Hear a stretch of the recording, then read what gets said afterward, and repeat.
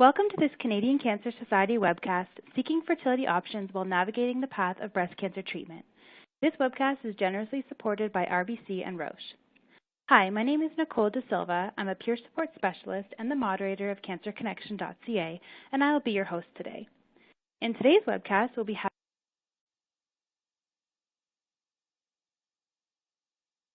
having a discussion with Dr. Ellen Warner, who is a medical oncologist at the Odette Cancer Center of Sunnybrook Health Sciences Center and a professor of medicine at the University of Toronto, and Dr. Karen Glass, who is a reproductive endocrinologist and infertility specialist and an assistant professor at the University of Toronto. We'll also be speaking with Sonia Racco, who is a program resource teacher with the York Catholic District School Board and has publicly spoken about her cancer journey. She is currently 6 months pregnant, and CRATE has assisted in that miracle. Welcome, everyone, and thanks for joining us today.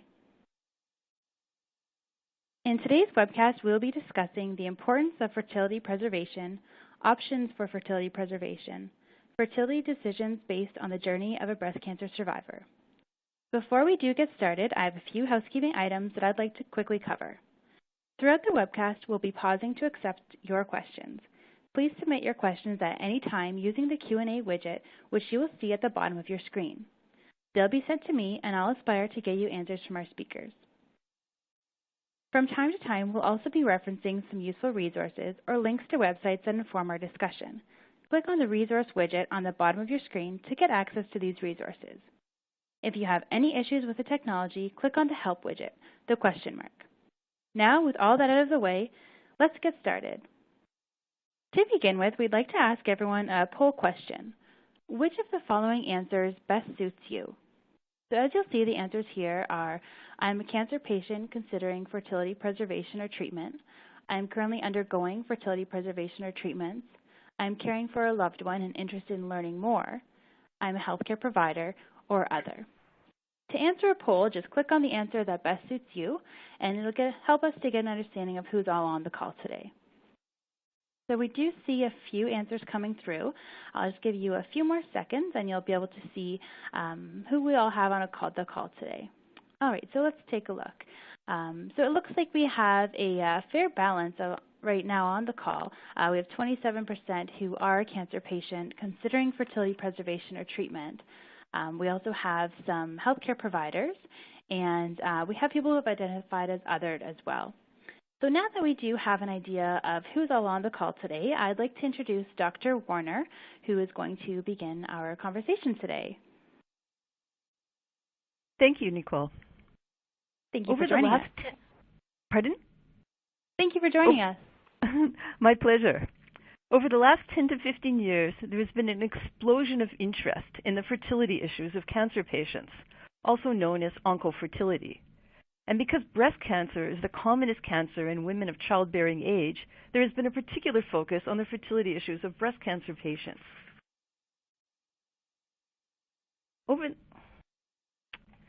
Sorry about this click.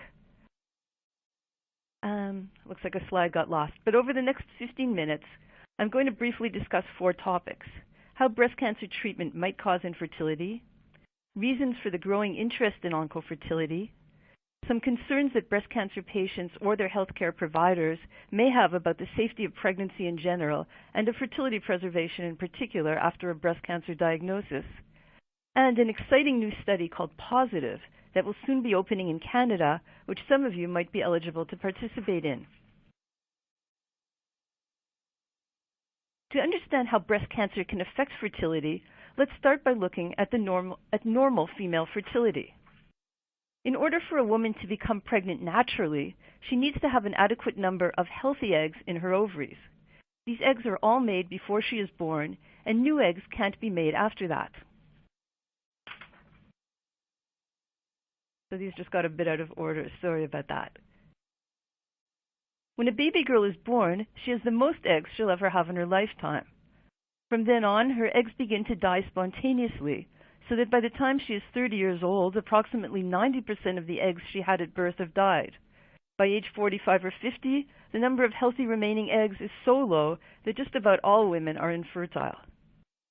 If a young woman is given drugs that damage or kill many of her eggs, those eggs can't be replaced, and she'll become infertile at a much younger age.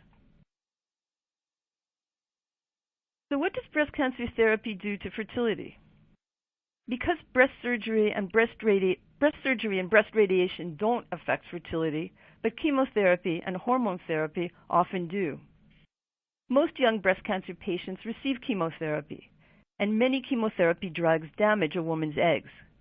One of the drugs that causes the most damage is cyclophosphamide, which unfortunately is part of almost every effective breast cancer chemotherapy regimen. A course of chemotherapy essentially ages the ovaries by 5 or 10 years. Many women find that their periods stop during chemotherapy but resume several months later. It's important to note that regular periods do not necessarily indicate that a woman is fertile. About 70% of young women with breast cancer have tumors that contain estrogen receptors. Anti-estrogen therapy called hormone therapy will be prescribed to these women for at least 5 years, whether or not chemotherapy has been given.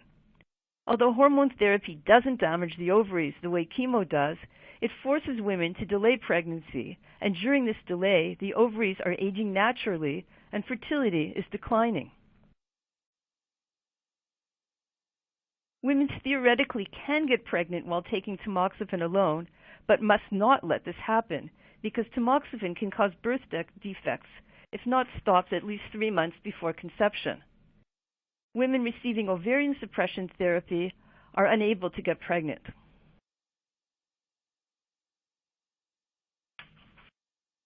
So let's look at a typical 35-year-old newly diagnosed breast cancer patient who needs chemotherapy followed by hormone therapy.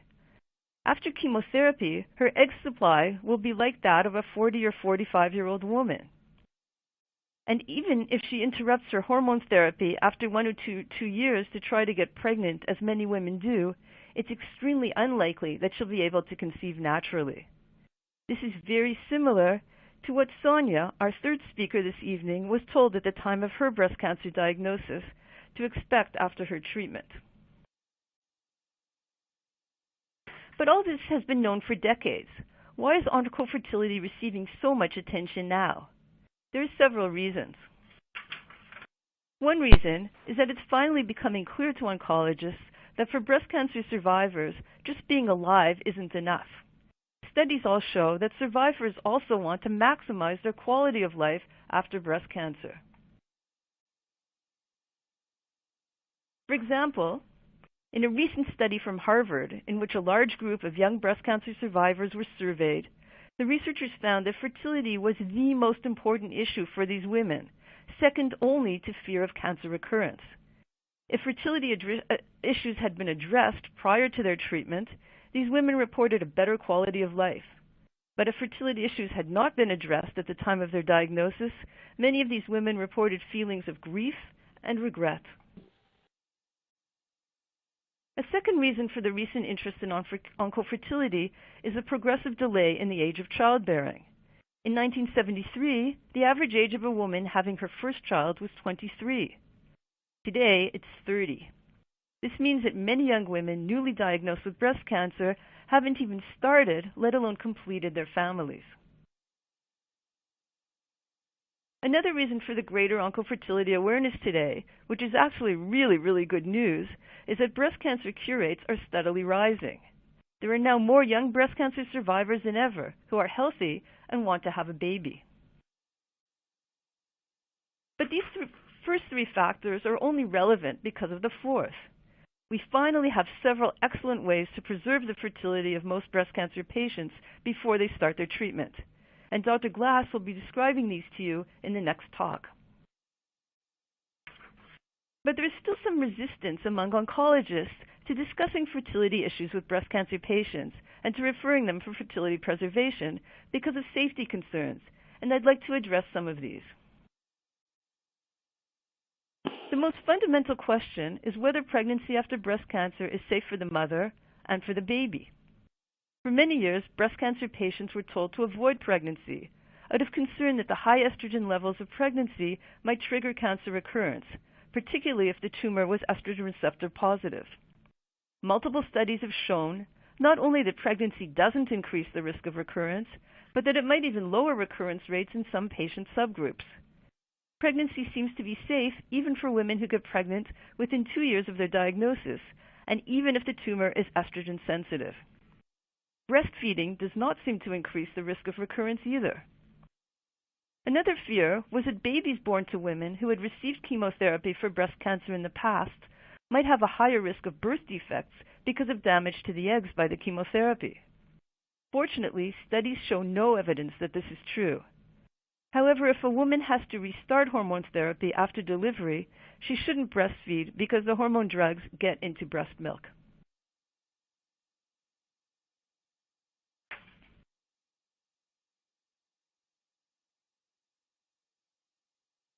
Sorry, I think they got a little bit out of order again. Another worry many patients and physicians have is that fertility preservation will delay chemotherapy and allow the tumor to grow to an incurable stage. This was more of a concern several years ago when fertility preservation took 4 to 6 weeks. Today, fertility preservation can be completed in 2 to 3 weeks. If it's clear chemotherapy will be necessary as soon as a diagnosis of breast cancer is made, referral to a fertility clinic can be done immediately, and fertility preservation can be completed during the 3 or 4 weeks Canadian women normally wait for surgery. If it's not certain before surgery that the woman will need chemotherapy, she can be referred to the fertility clinic after surgery once her pathology is back. Waiting a few more weeks after that to start chemotherapy is perfectly safe. Even for patients with large locally advanced tumors who need chemotherapy before surgery, delaying 2 to 3 weeks will not affect the chance of cure, except in the very rare case of an extremely fast-growing tumor. Another concern is whether fertility preservation before cancer treatment can increase the risk of cancer recurrence, particularly for women with estrogen receptor-positive tumors. The fear is that the high estrogen levels that are produced when the ovaries are artificially stimulated might be feeding the woman's cancer. As Dr. Glass will show you, during ovarian stimulation, every effort is made to keep estrogen levels as low as possible and to have them high for as brief a time as possible. Studies to date show no increase in breast cancer recurrence rates for women who have ovarian stimulation, even for women with estrogen receptor-positive tumors. Probably the most important safety question that has yet to be answered is whether it is okay to interrupt hormonal therapy before the standard 5 to 10 years of treatment in order for a woman to try to get pregnant. Studies of women who got pregnant within 2 years of diagnosis seem reassuring, but don't definitively answer the question. Answering this question is the main goal of the positive study.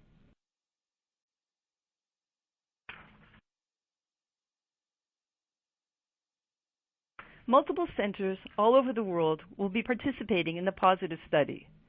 This study will recruit 500 women with non-metastatic estrogen receptor-positive breast cancer who are age 42 or younger, wish to get pregnant, and have had between 1.5 and 2.5 years of hormone therapy, which they're willing to stop temporarily in order to attempt pregnancy. The women will be followed for 10 years to compare their risk of cancer recurrence to that of matched women who didn't interrupt their hormone therapy. This study is about to open in at least 12 centers across Canada and is being funded here by the Canadian Cancer Society and by Rethink Breast Cancer. In summary, as recommended by the American Society of Clinical Oncology, young breast cancer patients who have not yet completed their families at the time of diagnosis should all be told as soon as possible after diagnosis about the possible negative effects of treatment on their fertility. And they should all be offered the option of having fertility preservation before starting chemotherapy or hormone therapy. Thank you for your attention. Thank you so much, Dr. Warner. We do have a question that has come through and is directed towards you. I'm hoping you don't mind if I ask that to you. Not at all. Okay, wonderful. So one of our audience members today, they write that they are 1.5 years out from treatment from having a triple-negative invasive ductal carcinoma breast cancer. And their fertility doctor is suggesting that they use estrogen to prime their ovaries and then to attempt a round of IVF. And they wonder, if, from your perspective, if you think that this is risky. I don't think it's risky at all.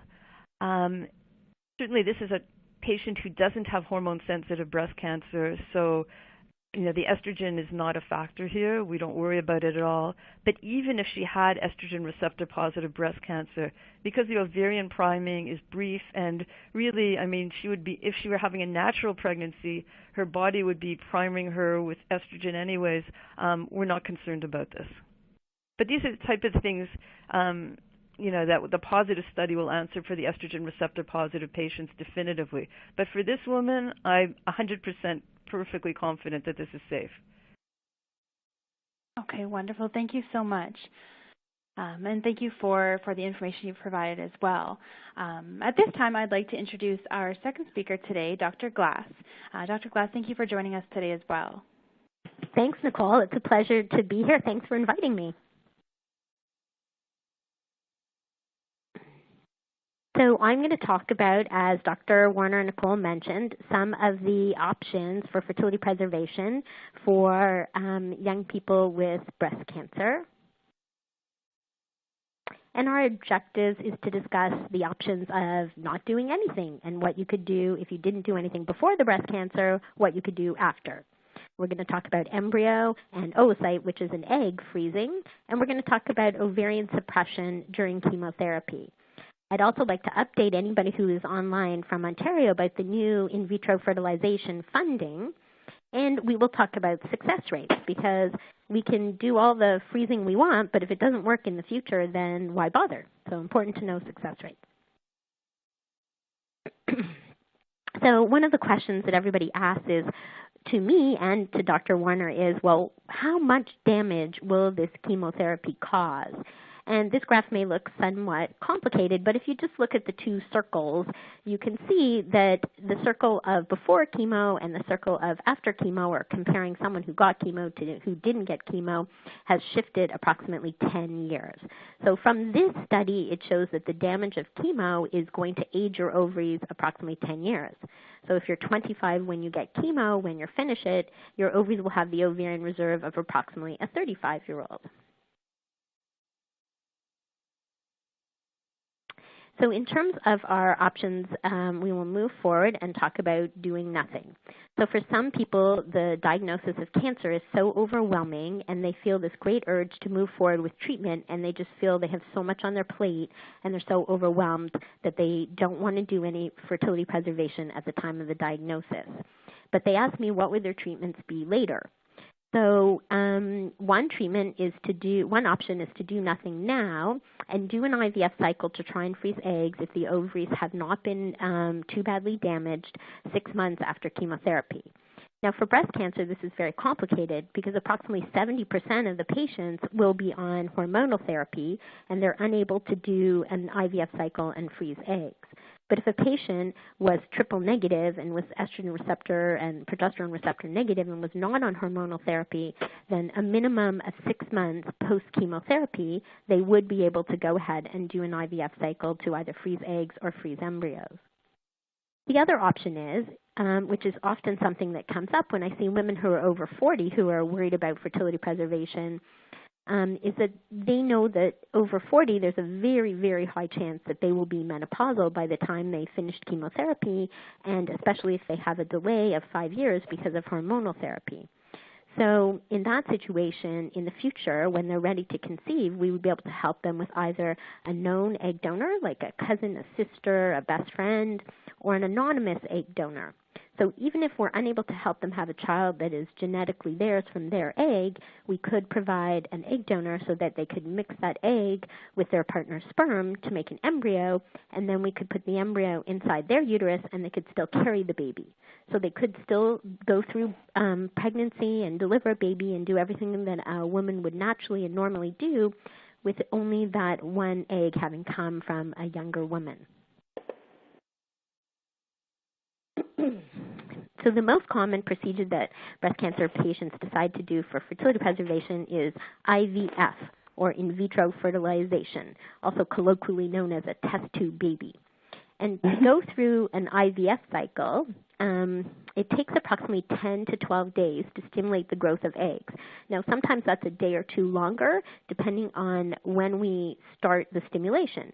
So in the last few years, we've found out all these special recipes of how to do IVF so that even if someone's ovulating or ovulated or mid-cycle, we can start fertility drugs. In the past, we were only able to start them when someone was on day 2 or 3 of their period. So when we start after someone's ovulated, it does take a couple days extra. And so they would have to come into the clinic to be monitored to see how their eggs are growing. And we do this with a blood test, we do this with a transvaginal ultrasound, and we do this with a visit with a doctor, and then the nurses can help with any injections. So the medications that we use to stimulate the growth, some of them are given as pills and some of them are given as injections. Similar to people who have to take insulin and they would give themselves injections, the patients, we would teach them and they would also have to give themselves injections to help the eggs grow. So after we have the eggs all juicy and ready to go and they look like they're ripe, then we would do what's called an egg retrieval or an egg pickup 2 days later. So if it took 11 days for the eggs to grow, then the retrieval would be on the 13th day, and then once I have the eggs removed that day, then the very next day they could start chemotherapy. So there's no requirement to wait for a week or something after an egg retrieval before going ahead with chemotherapy or surgery or whatever is the next planned treatment for their breast cancer. So people must ask and wonder, well, how do you get those eggs out? How do you get the oocytes out? So we do it in the office, and we use an intravenous or an IV solution of medications to make people sleepy. So it's not a general anesthetic, so they'll be sleepy but not sound asleep. The procedure takes anywhere from 10 to 20 minutes, so the more eggs you have, the longer it takes me. And it's very low risk for complications. We quote about 1 in 5,000, so it's a very safe procedure. And once we've taken the eggs out, the patient can decide either they're going to freeze eggs or they're going to freeze embryos. And we'll talk a little bit more about that in a moment. So these are some pictures. And I believe you guys can't see my mouse, so I will describe the pictures. So the picture on the right is an ultrasound picture of an ovary, and each of the black holes is what we call a follicle. So it's essentially a cyst on the ovary, but it's a good cyst. Inside that follicle is an egg and some fluid and some cells. And the white line that's seen at the top of the picture, sort of looking like it's moving from the top straight down, is the needle. So what that's showing is what you're seeing in sort of the cartoon picture on the left. So on the left side, you can see that there is a picture of a uterus with tubes and ovaries. And on the ovaries, you can see all those little cysts. So each of those cysts that you see on the picture on the left is the same as the black holes that you see in the picture on the right. So the needle will go through the wall of the vagina and inside the ovary, and it's attached to a suction machine. So when it goes inside the little black holes, the fluid and the eggs and all the cells go through the needle and through the tubing and into the test tube. So you can see that test tube in the bottom of the picture on the left. And that comes out with a little suction machine. And so patients, again, they'll be very sleepy for this, and about 10 minutes, sometimes 15, 20 minutes. Okay, so these are some beautiful beginnings of life. So the picture on the far left is an egg or an oocyte, and it's what it would look like when it comes out after retrieval. So the circle in the center is the actual egg, and all the little sparkly things on the outside that makes it look sort of like a starburst, those are the cumulus cells. So that's an egg comes out sort of wrapped up in its cells. And then in the middle, we have 2 lovely embryos that are from day 3 of life, so the 3rd day after the retrieval. And these have approximately 8 cells to them. And on the picture on the right, that would be around day 5 or day 6 after the retrieval. We call it a blastocyst.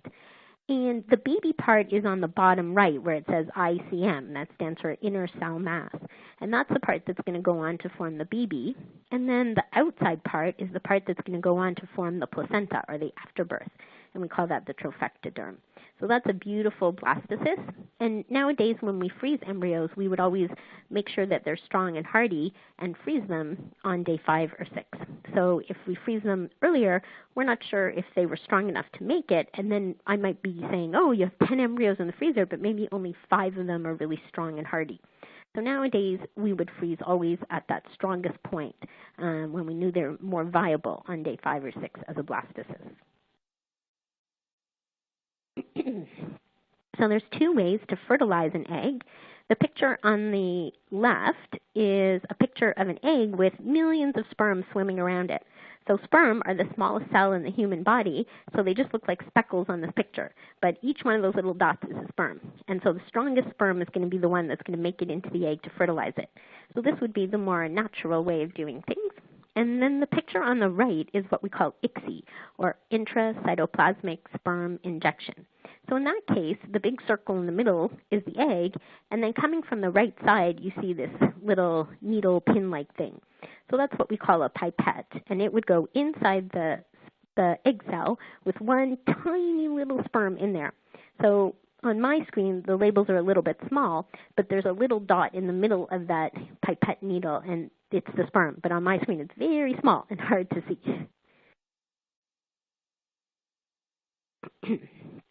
So a lot of times my patients ask me, well, what's the difference between freezing an egg or freezing an embryo?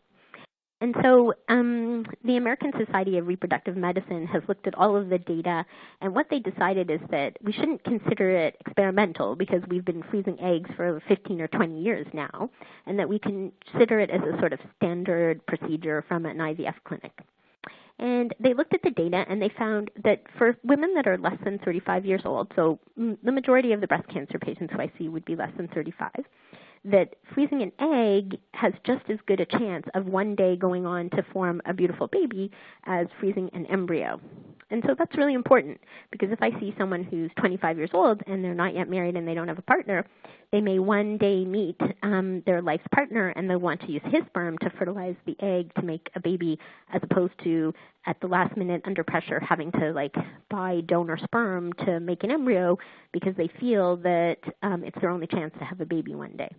So this has taken a lot of pressure off for people who have moral obligations, people who have religious reasons, and certainly for all the younger patients who've not yet met their life's partner.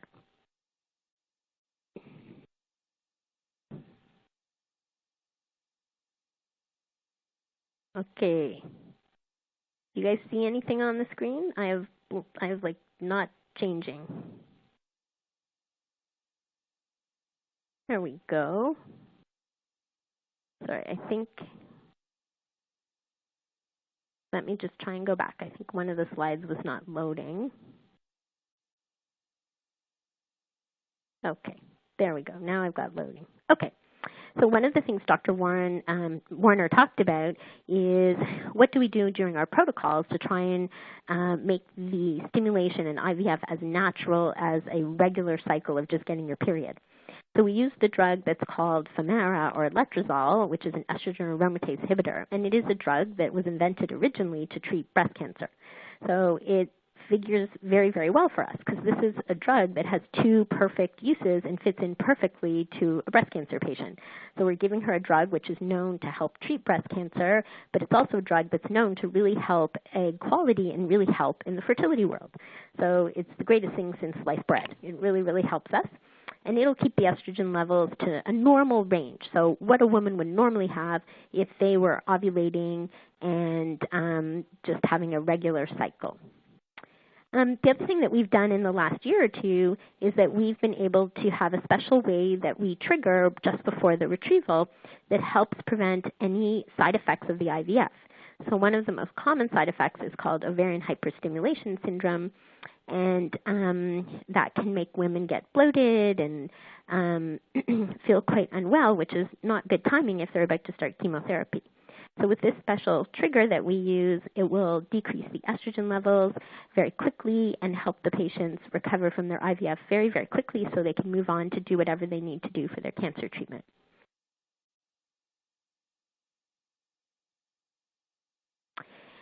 One of the very important groups that we often chat with about other alternatives are the BRCA carriers. So sometimes when women come to me, they already know that they're a BRCA carrier. And so they're offered what's called pre-implantation genetic diagnosis, or PGD. And in that situation, what would happen is we would be able to biopsy the embryos that they make so that we can test them. And then we would be able to determine which embryos carry the BRCA gene and which ones do not. And so we would be able to then only transfer embryos that don't carry it, so they would not have to pass on the BRCA to their family. Without the PGD, randomly speaking, you would pass the gene on 50% of the time. So this would be not random and very well thought out. And so in order to go through PGD, you have to do an IVF cycle where we would do ICSI and inject the sperm. And then we would grow the embryos to the blastocyst or day 5, similar to the picture that I showed you a little earlier. And then we would take the cells, 2 or 3 cells of the blastocyst. The blastocyst normally has 150 cells. So we're only taking a little bit of the whole embryo. And those would be tested with a probe. And the probe would be made matching the exact mutation in the BRCA gene that that patient has, because there's many different mutations that are out there that do cause BRCA mutation carrier status. So they would do that go ahead and test the embryos when the probe was ready, but we could biopsy at the time that they were doing their IVF. So here is a picture. So in the bottom corner here, you can see the blastocyst, and you can see 2 or 3 cells being biopsied off. So we do work with a very well-known clinic in the United States called Genesis Genetics, and unfortunately, because it is U.S. dollars and our Canadian dollar is now quite weak, it does cost approximately $5,000 to $6,000 extra to go ahead and do this PGD testing.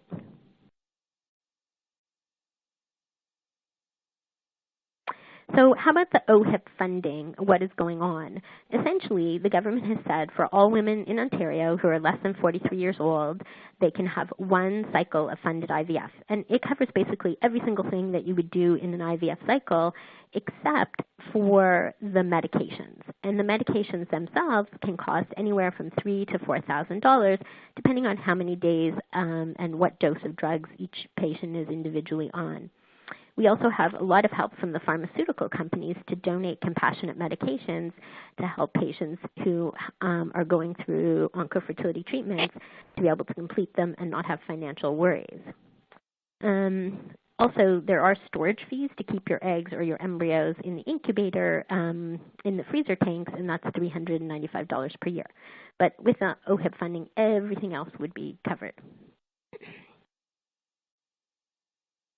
There's also a charity called Fertile Future, and this is a picture of their pamphlet called Power of Hope. The charity has changed their rulings because in Ontario it is funded. So if you're from the rest of the country, the charity will be quite helpful and will really give you anywhere from $1,000 to $2,500.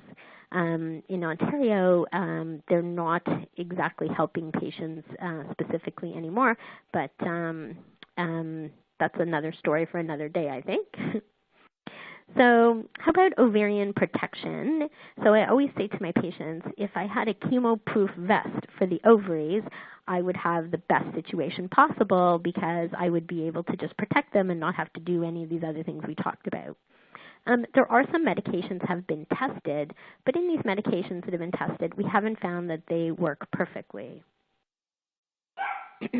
So for the GnRH agonist, or Lupron or Zoladex, it's a monthly injection, which is about $400 per month.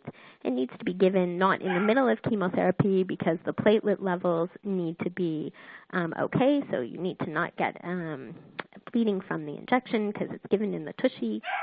And it does have side effects, including hot flashes and some sleep disturbance and some bone loss. So definitely there are some side effects from that medication. And we do think that by suppressing of hormones and reducing blood flow to the ovaries, that it'll have some protection. So there's been some studies on this. And when you look at all these major studies that have been out there trying to analyze and put it all together, it seems that it does help prevent menopause, but it doesn't seem that it helps at all with pregnancy rates. So it's not a fertility protection, but it does seem to help reduce the risk of menopause. And so how do we do an embryo transfer? It's a really, really simple, straightforward procedure. And we just give you some estrogen pills or patches in a level that would be a normal level during the menstrual cycle, and we thicken up the lining. And once we've done this and it looks good after about 10 to 12 days, then we start progesterone to try and mimic a natural cycle. And then on the 6th day of progesterone, we would put an embryo in. And we do have to continue the estrogen progesterone until approximately 10 weeks when the placenta takes over. So in this picture on the left, you can see a uterus, and you can see we would put a speculum in, and we put the embryo in a little tiny catheter and pass it inside the uterus. And we do this watching with an ultrasound probe, so we need you to have a full bladder. So in the picture on the right, you can see there's a little white dot, and that little white dot is the drop of fluid with the embryo in it when we placed it nicely in the uterus. And success rates, when you look at the 2013 database for all across Canada for frozen embryo transfers for all ages, were at 31.3%. But nowadays, very often, we are doing genetic testings on embryos that's called PGS, or pre-implantation genetic screening. And in that case, when we put in an embryo that we know it's genetically normal, no matter what the patient's age is, our success rates are much higher. So nowadays, we have success rates that are upwards of 50 to 60%. The other thing that I always say when I'm quoting these kind of data is these are people who have infertility. So they are having trouble getting pregnant. In someone with breast cancer, theoretically, they didn't have infertility. They just weren't trying to get pregnant at that time. So it's a slightly different population, and there's not such good information about that specific population yet available out there. But success rates always will be age dependent. So the younger you are at the time you freeze, the better success rate overall.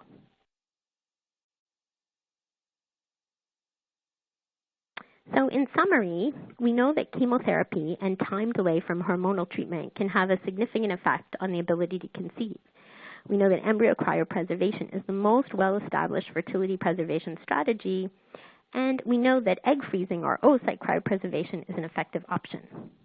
And patients who have estrogen-sensitive tumors and BRCA carriers have very specific needs during their fertility preservation consultation, which we will always address.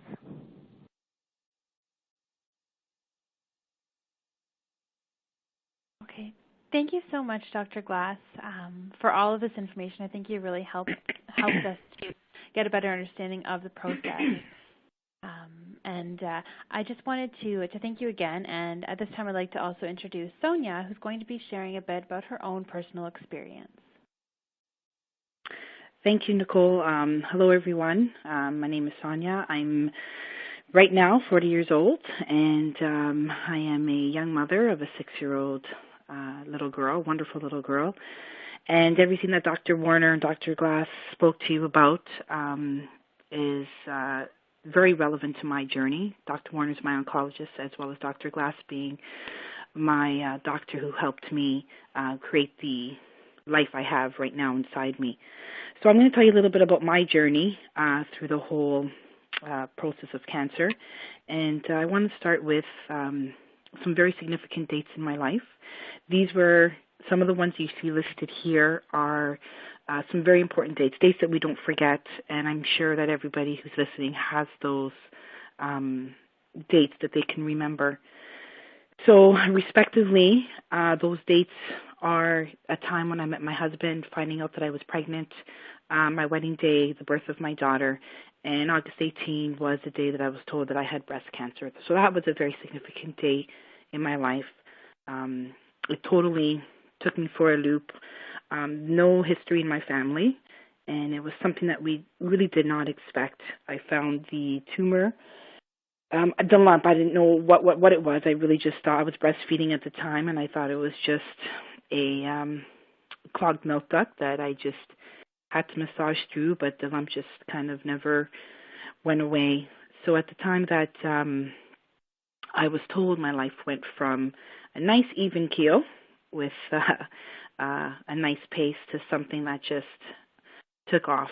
And I remember just being so overwhelmed by dates and appointments and decisions. And it really does come down to that when you're 36 years old and there's just a ton of decisions that had to be made.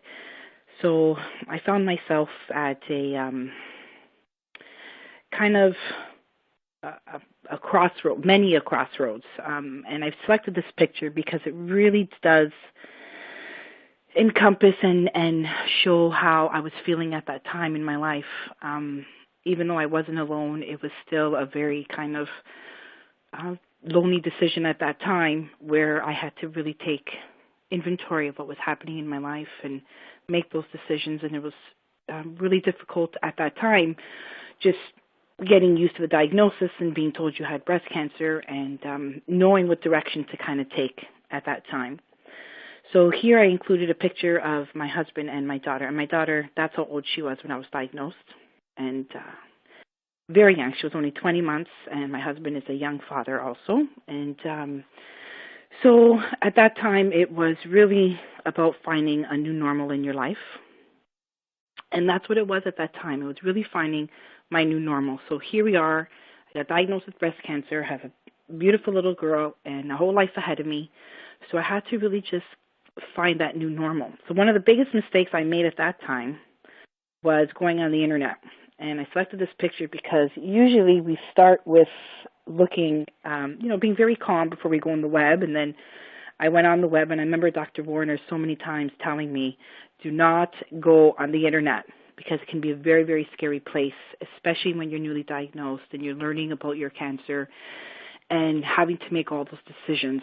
So one of the things I did is I went on the internet and through a lot of conversations with my doctors, I realized that at that time, I really had to focus on what was available to me and what was around me. And these people all became my circle of friends. My family was a huge support system during this time. My friends, obviously. My doctors, who became family and friends of mine. And my doctors are some of the most important people in my life. And my faith. I had to really believe that what was happening in my life, there was a reason, a purpose, there was a destination, there was a road. So this is what I ended up circling myself with and really helped me get through things. One of the things that Dr. Warner spoke to me about the first time that I met her was the idea of extending my family. Her knowing that I already had a small child, her first question to me was, do you want to extend your family? Excuse me. And my answer at that time was an immediate yes, right? 'Cause my husband and I always wanted another child. So she immediately started speaking to me about my options. And even though you're so overwhelmed, it was an important conversation for me to have, because at that point was when I was introduced to Dr. Glass, and I went over to Create. And it literally was, I believe, days after diagnosis and days after I spoke to Dr. Warner. I remember sitting in Dr. Glass's office and just, the conversation was so empathetic and encouraging. But at that time, all I can think about was, because I didn't really know what my prognosis was at that time, so all I can think about was, I need to wrap my head around what was happening. So these were all the questions that circulate. And, do I risk it because of the estrogen? Because I was estrogen positive, 100%, I might add. Do we want our daughter to have a sibling? Is it the most important things for us right now? Will things work the same? Will my body work the same after chemo? What is the chances for the health and safety of my own baby after that? Will the medication that I have to take affect my health and well-being? Will we be able to cover the expenses? What if it doesn't work? Are my emotions ready for this? And, once I do find my new normal and then they tell me I'm okay, how will I feel about it at that time again? So I selected these two pictures because it's the choice. I was 36. By the time I could get the green light, I would be the age I'm now, which is 40. So there was a lot of those decisions around what direction do I take? And at that point, through a lot of conversation with my husband and a lot of thinking, and we decided just to take that leap of faith. And we decided to do the embryo freezing at that time. through consultation with Dr. Glass, it just seemed like it was the most viable and best option for us at that time to have to have the eggs put into embryos, so that when we were ready, our babies were there ready for us too. So it really was a leap of faith because the questions can't be answered. It really was, okay, this is what we want as a family. This is what we're ready to do. And a lot of times we can read the research, we can talk about success rates, and we can talk about this and so many other things, but it really does come down to what is it that I want, and it really does become a leap of faith in kind of setting yourself up for the future. So in our case, after being on tamoxifen and Lupron for about 2.5, 3 years, I was given the green light to go ahead if I'd like to and try to have a family. And again, that was another huge decision because I found a new normal post-cancer and everything was running the way it was supposed to. And then now it's like, okay, let's, flip it up again and find that new normal. And fortunately, again, through a lot of deep conversations with my husband and just putting my hands in faith and so forth, our family is growing. And through conversations with Dr. Warner and through conversations with Dr. Glass, I was able to come to the point where this is where we're at. And I remember the day that the embryo was transferred, it was kind of like, this is it. No turning back at this point. And we found our new normal. And we're still finding our new normal, so we're back to that again because now we're going to have a small child and we're going to have an infant in a couple of months join our family. And we are super excited for our daughter. So we're trying to keep calm as much as possible because I'm 7 months pregnant right now. And just feeling a lot of questions. I feel a lot of different emotions. But I always hold very strong to the idea of hope, and that I have my doctors who are there with me every step of the way. So this is my journey through cancer and fertility, and I would like to give some more opportunity for any questions that the patients may have who are listening. So thank you for listening.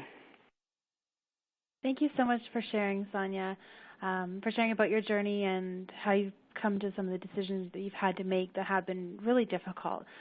We have had some questions coming through, so I want to be able to just jump right into them. But I just want to let our audience know that you can continue to send through your questions through the Q&A widget on your screen. So I do want to, as I mentioned, just jump right into some questions. And the first question that I would like to ask here is directed for you, Sonia. And okay. One of our audience members asks, how do you manage to cope with the fears about pregnancy? That's a good question. It really is about looking at where I'm at in my life right now and knowing that if I didn't live a somewhat normal life, or if I didn't live my life the way that I wanted, I don't know if 20 years down the line I would want to live with those type of regrets or ideas that I should have or I could have. I think with me, when I do have those fears, because I do, they pop in, they're there.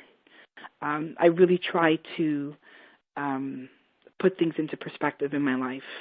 That recurrence, and these are my conversations with my doctors also, recurrence can happen with or without pregnancy. There are many women before me and after me that will have successful pregnancies. So I really try to maintain the positive side to things and know that if anything does happen to come up, it can be dealt with and will be dealt with.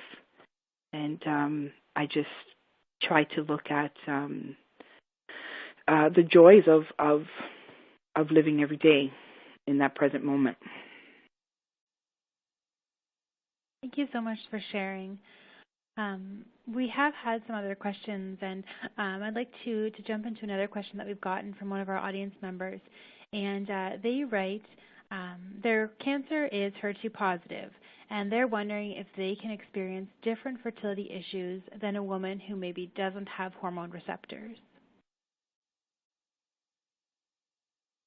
I'm not sure to which of us that's question's directed, but women with HER2 positive disease may have estrogen receptor positive or estrogen receptor negative disease, but the HER2 doesn't affect fertility as far as I know. Maybe Dr. Glass can correct me. And I don't think it affects, and the treatment, issues most of importantly, safety. the treatment, the Herceptin treatment does not affect, as far as we know, there's one or two really small studies, but as far as we know, it doesn't, the Herceptin treatment does not affect eggs.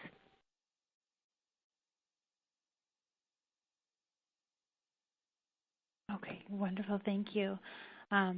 Now, another question that we have gotten is directed for you, Dr. Glass, and they wrote that you shared that the success rates are equal for embryo and oocytes in women less than 35 years of age, but they asked, is this regarding the cryopreservation process itself, or does this also include the thawing process prior to embryo transfer? So basically what it includes is what is the chance that egg, if it was fertilized fresh prior to freezing, or if it was fertilized later after you froze it and thawed it out and then went ahead to transfer it, which way would you get pregnant more? And the answer is equal. So whether that egg was fertilized before you froze it or after you froze it, if you're under 35, from the best studies that are out there, we have equal success rates. Okay, thank you. Now, we have talked a little bit about the IVF funding that has recently come to Ontario, and we have gotten a couple of questions about that I think would be beneficial for everyone to ask. And the two questions that we have gotten open for anyone to answer are if other provinces are also offering any funding, and is the coverage only for patients who haven't received treatment yet? Okay, so that's a very good question. In terms of other provinces, at this point, the only province that offers funding for IVF is Quebec, and they recently have canceled it for all of the population except the onco-fertility patients. So if you're newly diagnosed with cancer and you're in the province of Quebec, you will also have funded IVF. But everybody else in Quebec used to have funded IVF, and the provinces just recently changed that. So unfortunately, just a general infertile patient is no longer covered there. And what was the part two? The part two was if asking, so if other provinces offer funding, which you've answered, and then if the funding in Ontario is only for patients who haven't received treatment yet.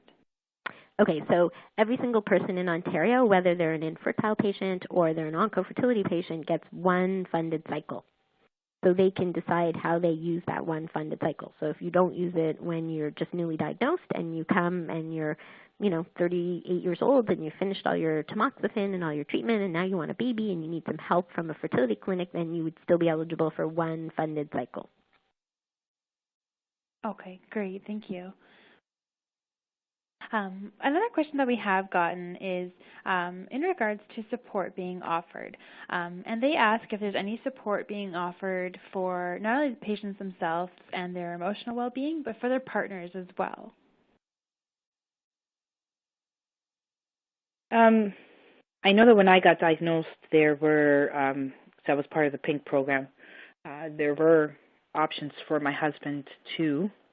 But for us, a lot of the support came from the doctors that I worked with. Like, they were able to answer all the questions, and even for my husband, they were able to answer and be supportive of all the questions for him. But in regards to support groups and so forth, I don't know if Dr. Glass and Dr. Warner would be able to answer that.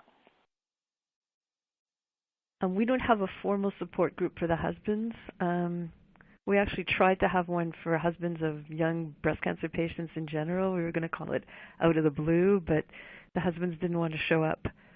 So I don't know if there's anything in the fertility clinics for them.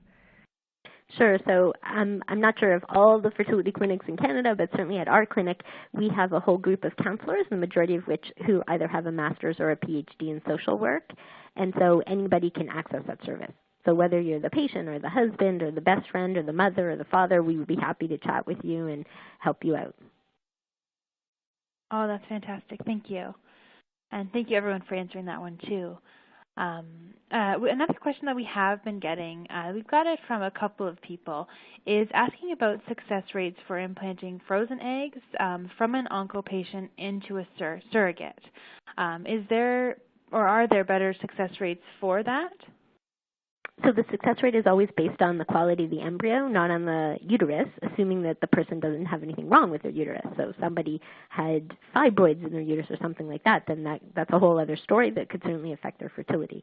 But assuming that both people have a normal uterus and assuming both people are under the age of 45, then it's based on the embryo. So the younger the person was when they created that embryo or when they created that egg, the better chance of success. So a surro would have exactly equal chance of success than the patient herself. Okay, great. Thank you. And are these decisions that people are making, is there usually a timeline before treatment? I know you have touched on it a little bit, but is there a certain timeline that patients are usually given, or does it vary patient to patient? So the literature suggests that if someone has what we call triple negative disease, we like to get chemotherapy started within 8 weeks of surgery. For the estrogen receptor positive patients, within 12 weeks. So that gives quite a bit of time, and that's why we like patients to start talking about this right after their diagnosis if possible, because then they have lots and lots of time. But even if it's not discussed till after their surgery and the pathology comes back, they still have a nice window to think about this, make some choices and have the procedure without, compromising their outcome. Okay, thank you, Dr. Warner. So unfortunately, that is all the time that we have today for our questions. But before we do end the webcast, I wanted to give all of our speakers a few minutes to give some parting words to our audience and also to wrap up today's discussion. So I guess you want me to go first. I spoke first. The only thing that didn't come out today is when women want to get pregnant, either naturally or with their stored embryos or eggs after cancer, after they've decided when they're ready to have a baby, we like to check them out and do a full restaging, make sure that there's no hint of the cancer having started to come back. And we find that's really useful. And sometimes, unfortunately, we do find that, but far better to find that out before a woman gets pregnant than during her pregnancy or shortly after. And, touch wood, so far that's worked. All the women have gone through, have had babies in our program, and they're all fine. And I'm just, I encourage women to stay hopeful, because women like Sonia, we have lots of them, and they have lots of beautiful babies and little boys and girls now. I guess I went second, so I'm supposed to speak second. What else to add? I think I really covered all the most important things I wanted to add. And just to say to people that even if you're not sure what you want to do, that if you're offered a consultation, I always say knowledge is power, so that if your oncologist offers you a consultation, it's no problem if you come and you chat and you say, nah, it's not for me, I'm not going to do it. We don't mind. We just want to make sure that you've got the knowledge and you've got all your questions answered so you can make a decision and feel comfortable with your decision. I guess for me, it's again just to stay hopeful and to know that we live in a day and age now where there are options and opportunities, and there are ways to live beyond cancer, which is always amazing and wonderful, and to know that to believe in your team that you have with you, and just to take those leaps. And it's okay to have those negative moments, but not to live in those moments, and to know how to talk yourself into being in the present and being part of the world around you. Mm-hmm. Well, thank you so much, and I'd like to thank everyone, Dr. Warner, Dr. Glass, and Sonia, for spending time with us today. I'm sure that our audience has found this as informative, as interesting as I have. And Sonia, I'd also like, on behalf of everyone who I'm sure is watching, to wish you all the best with your last few months of your pregnancy. Thank you. We certainly wish you all the best. And thank you to our audience today, too, for your participation in the webcast. As a reminder, if you know someone who you think may benefit from the webcast that we've had tonight but weren't able to join us, an on-demand version will be available on CancerConnection.ca. Our next webcast will be held on Tuesday, June the 14th at 6 p.m. Eastern, and will be on immunotherapy. So please keep an eye on CancerConnection.ca for more information. Until next time, thank you for joining us for this webcast, Seeking Fertility Options While Navigating the Path of Breast Cancer Treatment.